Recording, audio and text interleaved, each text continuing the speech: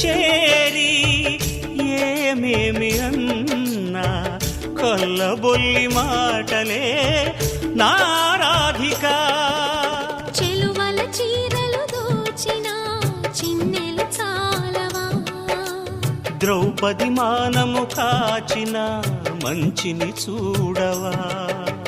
తెలియని లీలలతో తికమక చేయకయా, మనసును చూడకనే మాటలు విసరకలా.